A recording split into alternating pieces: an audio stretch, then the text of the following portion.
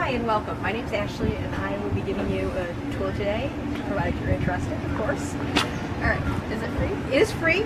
It will only take a few minutes really, because we'll just be walking down a short distance down the street. It will all be paved. Because it will be such a short tour, if you need to use a restroom, I would recommend you to do so before we start the tour, or you can wait until after we're done. There are restrooms in the museum building, which you probably came by earlier. Any questions at all during the course of the tour, feel free to ask me. Alright, so, what brings you to Hamtramck? Live nearby and just wanted to learn more about cities that was, pretty close. Okay. Basically food. Yeah.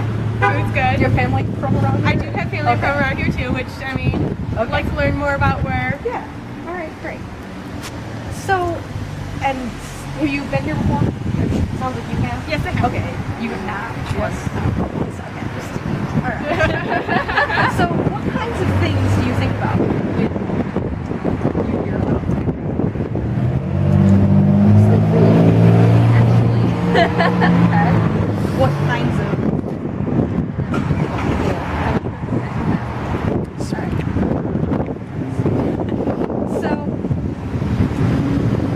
It is a pretty common perception that Hamtramck is a Polish neighborhood, which to a degree is true. Technically, it's not part of Detroit.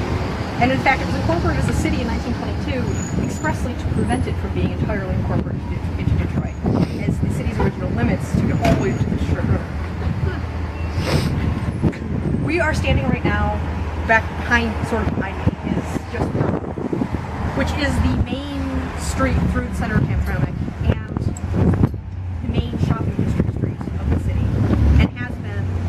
Throughout its history. Until the early 20th century, it was not paved. It was entirely farmland. But after Dodge Main was built in 1910, immigrants began to come into the area, mostly Russians. And by the 1930s, Campau had become the second busiest shopping district in the state. Now, if you were here in the 1930s and you looked down the street, what kinds of things do you think? Probably a lot more people. Yeah. I would imagine. A lot more old-fashioned businesses, I guess. Okay. Yeah. Well, in 1930, Hamtramck was about 80% Polish speaking. Oh wow. And if you were college age, which you appear to be, there's a pretty good chance that you probably would have been born in the U.S., but your parents would not have. And likely your parents would not speak much English because it wasn't necessary at the time. Now, many of the buildings down here do actually date from the 1920s or a little bit earlier. Some of them are older. They've just been, the facade's been significantly refurbished. That upper half of the storefront looks the same as it did in the 60s. As we start going down in this direction, but I want you to look technically behind you on Poland Street. The church that you see is St. Florian's. It opened in 1928, and in 1929 was voted the most exciting new church in America. Oh wow. I didn't realize people voted on that. But apparently they did. So, as we continue down, Is that a Catholic church? It is a Catholic church. Because most of the Polish immigration was Catholic, the majority of churches in that period are. There is, on another street, there is a Eastern Rite Ukrainian church. Okay. That is also dates from the same period. Now, Hamtramck today, as you may notice, is quite a bit more diverse than that. Mm-hmm. And if you look down, not so much in this portion of the street, though you will see some.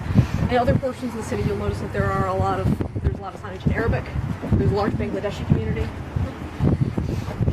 However, Hamtramck still has the highest immigrant population in Michigan. Wow.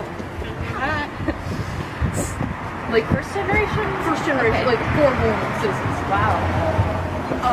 They fairly recently did some sort of survey that among students in high school, there were 26 different native languages spoken. spoken. This is just a sign. This is the historical museum here. And the sign has examples of some of the languages that are spoken, and have been spoken. The building directly behind us is the historical museum today.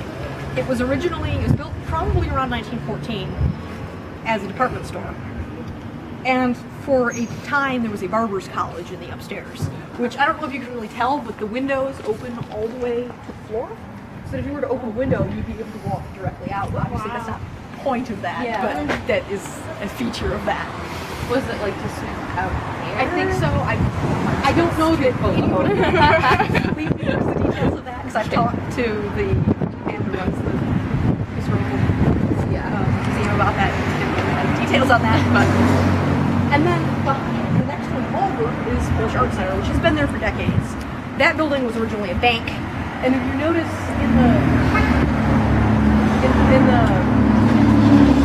decoration above the facade, it has the initials JC, which were the initials of the man who opened the bank. Would that be Joseph Campau? No, actually, it's Good guess. JC. Ronaldson. Okay. Joseph Ronaldson.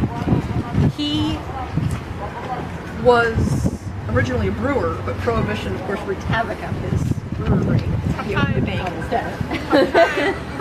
So, as I mentioned, Prohibition, as far as why it became a bank rather than a brewery, in the 1930s, Hamtramck had more bars per capita than any other city in the state.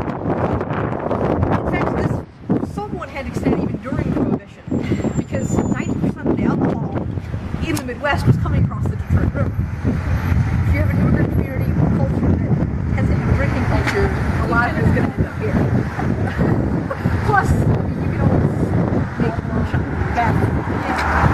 And though you probably don't see them right here, there are actually quite a variety of bars in the city even today. In fact, I think it's in March every year, there is a music festival where you can go to many of the bars that are music venues and listen to a variety of different kinds of bands and music. Now I know both of you mentioned coming for food. Yeah. Yes. There are a lot of different ethnic groups. There's not a clear majority of any one ethnic group in Hamtramck, or religious group for that matter. You may remember some of those controversies over the Islamic Center. That is further down the side street further down. There was historically always a lot of groceries, bakeries, meat shops, everything.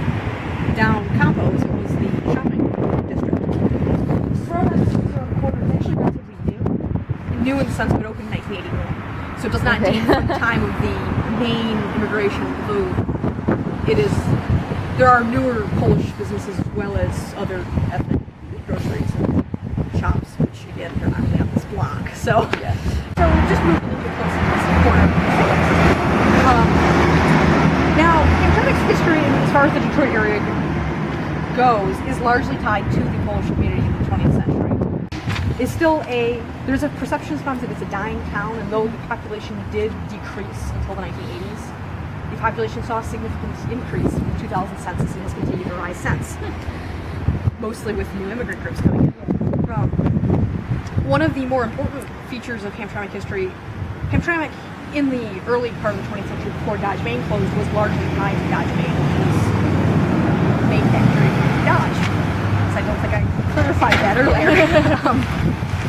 It was also ended up being one of the major pushes towards unionization of the auto industry in Detroit after a sit-down strike in 1937 that occurred.